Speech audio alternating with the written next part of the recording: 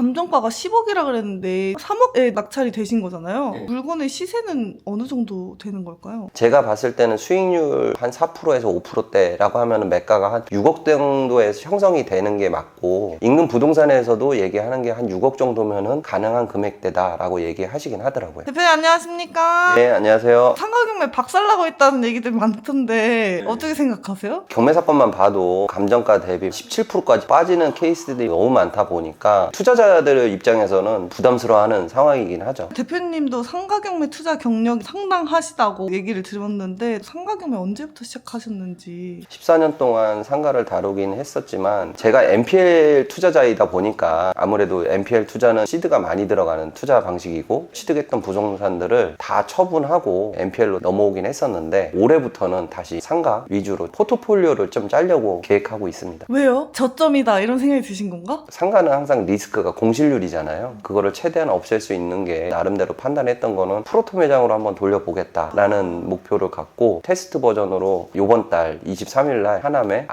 하남점이 오픈이 되는데, 그걸 시작으로 해서 프로토 매장을 한번 운영해 보려고 하고 있습니다. 상가 경매에 어떤 메리트가 있는지 한번 설명해 주시면 좋을 것 같습니다. 취득세 중과도 없고 낙찰가율도 싸게 받을 수 있는 장점도 있고, 주거용하고 달리 상가는 유찰 횟수에 따라서 경락잔금도 최대 90%까지 나올 수 있는 장점이 있습니다. 월세 세팅을 했을 때 현금이 많이 묶이지 않으니까 보유에 대한 부담감도 확실히 줄긴 하죠. 하긴 대출을 90%를 받고 월세를 논다 해도 보증금으로 받으니까 수수금 묶이는 건 진짜 적을 것 같긴 해요. 1월에 낙찰받은 케이스도 임대를 맞추었으면 현금이 크게 들어가지 않는 상황에서 현금 흐름을 만들 수가 있었는데, 프로토 매장을 한번 해보겠다라는 목적 때문에 보완할 점이라든가 유의사항이라든가 그런 것들을 직접 한번 확인해보고 싶어서 직접 한번 운영해보고 있습니다. 상가가 진짜 경매로 많이 나오고 있으니까 프랜차이즈 이런 거 생각하시는 분들 있으면 차라리 낙찰받아서 자기 상가에서 하시는 게 더 나을 수도 있겠네요. 네, 맞아요. 우리 멤버들 중에서도 요식업에 종사하시는 분들도 계시는데, 고가의 이제 인테리어를 들여서 요식업을 운영을 하는 상황인데, 임대다 보니까 남의 집에다가 고가의 인테리어를 다 해주는 거잖아요. 물론 나중에 장사가 잘 되면은 권리금이라는 비용을 받고 양도가 되겠지만, 부동산 가치가 상승되는 것은 인테리어에서 좀 많은 영향이 있기 때문에 내 소유의 부동산에다가 인테리어를 하는 게 장점이죠. 상가는 낙찰 받고 시세 차익을 기대할 수 있나요? 충분히 가능합니다. 큰 돈 들이지 않고 양도 차익 한 2억 정도 본 케이스들도 있어서 가능합니다. 등대지기님께서 실제 투자하신 사례 보면 좋을 것 같습니다. 오늘 준비한 거는 두 개고요. 사건 번호 2023 타경에 66554, 물건 번호 4번, 올해 1월 달에 낙찰받은 물건이고요. 지역은 하남시, 그리고 감정가는 10억 4천만 원, 낙찰가는 2억 9,300만 원의 낙찰을 받았습니다. 대출은 2억 6,400을 받았어요. 낙찰가 대비 이제 90%를 대출을 받았고, 현금 투자는 2,900만 원 정도 들어가고 취득세가 1,300만 원 정도 나왔거든요. 총 현금 들어간 게 4,200만 원 정도 들어갔고, 2억 6,400에 대한 이자는 월 98만 원 정도. 월세를 2,000에 180에 맞췄다라고 하면은 현금 투자는 2,200만 원 정도 들어가고, 은행 이자를 제외한 수령액은 82만 원 정도. 고민을 하긴 했었죠. 프로토 매장을 굳이 시작해야 되나? 라고 했는데, 지금 시작을 안 하면은 더 시간이 지연이 될 것 같아서 요번에 결정을 내려갖고 진행을 하는 상황입니다. 낙찰 받자마자 월세를 맞출 정도였으면은 아깝다는 생각할 것 같아요, 저는. 그래서 고민을 한 거예요. 낙찰을 받고 소유권 이전을 2월 달에 했고요. 연락을 해서 3, 4월 달에 월세를 내셔야 된다라고 해서 한 달에 190만 원씩 계산해갖고 380만 원 정도 받았던 것 같아요. 주거용 같은 경우에 명도할 때 잔금 쳤으니까 내 집이니까 월세 내세요 해도 잘 안 내시던데요? 상가라고 해서 무조건 내는 건 아니고, 이번 케이스 같은 경우는 이분도 이동을 해야 되는 시간도 달라고 요청을 하시고, 그러니까 그 기간만큼 월세를 내셔라 요구 조건을 수용을 하셨고. 감정가가 10억이라 그랬는데 3억에 낙찰이 되신 거잖아요. 물건의 시세는 어느 정도 되는 걸까요? 제가 봤을 때는 수익률 한 4%에서 5%대라고 하면 매가가 한 6억 정도에서 형성이 되는 게 맞고, 인근 부동산에서도 얘기하는 게 한 6억 정도면은 가능한 금액대다라고 얘기하시긴 하더라고요. 그 인근에도 낙찰 사례들이 있는데, 다른 물건들하고 비교했을 때는 조금 낙찰을 좀 싸게 받긴 했어요. 운이 좋았죠. 그렇다면 두 번째 투자 사례도 한번 얘기해 주시면 좋을 것 같습니다. 이게 사건 번호가 되게 오래된 건데, 2012 타경에 41718 동작구 사당동인가 거기가? 이수자이거든요. 감정가는 5억 6천이었고 낙찰을 4억 1,700에 받았습니다. 이거는 임대를 줬었어요. 그때 보증금이 3천에 230, 현금 투자는 보증금을 제외한 1,400만 원 정도가 들어갔었고, 은행 이자를 제외하고 월 100만 원씩 남는 구조였어요. 이 부동산 입장에서는 제가 팔려고 막 내놨던 거는 아니에요. 그 인근 부동산 사장님이 먼저 파실 생각 없냐고 물어보셔갖고 가격만 맞으면 팔겠다라고 얘기를 했고 6억 5천에 매매했습니다. 양도 차익은 세금을 제외해서 한 2억 정도? 얼마 안 묶이고 은행이자 내고 100만 원씩 따로따로 받다가 가만히 있었는데 부동산 사장님이 팔아주면 안 되니? 해가지고 2억 정도를 버신 거네요? 네네네. 상가는 살 때 잘 사놓으면은 보유하고 있는 거에 대한 부담감은 없어요. 현금이 많이 안 묶이고 은행 이자를 제외하고 실제 수령액들이 있으니까 급하게 팔아야 되는 이유가 없는 거예요. 좀 전에 여기 사당동 물건도 1,400만 원 정도 묶여 있었으니까 보유하고 있는 거에 대한 부담감은 없었습니다. 공실에 대한 두려움은 없으셨어요? 있죠. 있는데 상가를 투자를 한다라고 했을 때는 사전적인 조사가 확실해야 되고 공실률은 어느 정도 있을 거다라고 유추하고 만약에 내가 임대를 맞췄을 때 수익률을 조금 더 집중하는 것 같아요. 저 같은 경우는. 상가 낙찰받고 나서 막 공실이 엄청 길었다거나 그런 적은 없으세요? 그렇게 길진 않았던 것 같아요. 다른 데는 10억 이렇게 분양받았는데 제가 만약에 3억에 받으면 그냥 싸게 내놓을 것 같아요. 근데 10억에 분양을 받았으면 월세를 싸게 내놓지 못하잖아요. 내 매매가를 떨어뜨리는 일이니까. 그렇죠. 폄훼하는 건 절대 아니고 저는 상가는 분양을 받지 않는 게 좋다고 저는 생각을 해요. 왜 그러냐면 상대적으로 분양을 받고 시세가 더 올라가는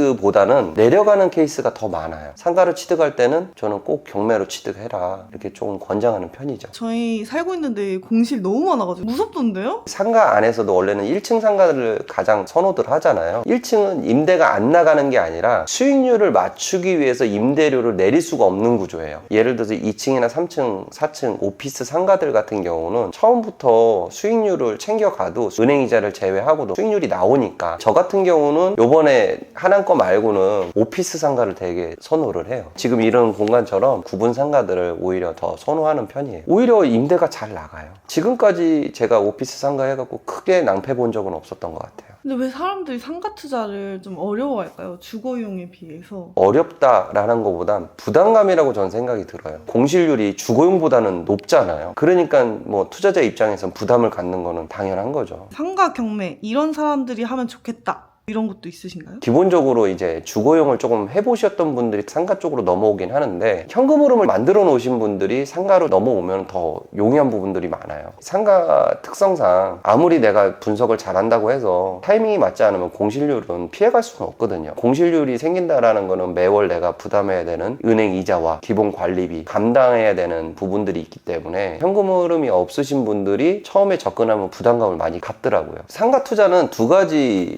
지향점이 있다고 저는 생각이 들어요. 현금 흐름도 중요하지만 매매 차익이 좀 커요. 주거용들보다는. 월세 현금 흐름도 있지만 매매 차익도 분명히 볼 수 있는 투자처다. 두 번째 사례도 4억에 받으셨는데 2억까지 차익이 나니 거의 50% 수익 아니요? 그리고 이번에 3억 받으신 것도 6억 정도가 적정 매매가라고 하면 거의 2배 가까이 되는 거니까. 몇 프로의 수익률이다 이거보다는 상가는 현금 투자가 많이 들어가지 않는 투자 방식이고 그 와중에 시세 차익도 주거용보다는 많이 볼 수 있는 투자 방식이다. 물론 주거용도 뭐 몇 억씩 시세 차익을 보는 케이스들도 있지만 주거용 금액대가 커지면은 그만큼 현금이 많이 들어가는 투자 방식이잖아요. 아직도 시중은행에서 경락잔금으로 90%까지 해주는 거는 상가 말고는 없거든요. 대출 그냥 아무나 다 해줘요? 아무나는 아니고요. 네, 상가는 DSR은 보진 않는데 소득 수준을 보긴 해요. 등대지기님의 올해 상가 경매 투자 플랜이 있을까요? 계속 입찰하고 계신지. 목표는 올해 최대한 상가를 취득을 해서 오토 매장을 돌리는 게 가장 큰 왜 일을 목표입니다. 늘리세요? 그냥 월세 맞추세요. 임대를 주면은 관리하는 거에 대한 용이점은 있는데 오토로 돌리려고 하는 목적은 수익이 조금 더 날 것 같다. 그리고 뭔가 오토로 돌렸을 때는 엑시트가 확실하잖아요. 상가 투자에. 저를 통해서 또 상가 투자하시는 분들한테 제안을 하려면은 제가 실제 하고 있는 거에 대해서 제안을 해야 되는 거니까 이번에 오토로 매장을 돌렸을 때 장단점이 명확해질 것 같긴 해요. 올해 최대한 해볼 수 있는 만큼의 케이스를 좀 만들어 보려고 하고 있습니다. 좋습니다. 오늘도 고생 많으셨습니다. 감사합니다. 고생하셨습니다.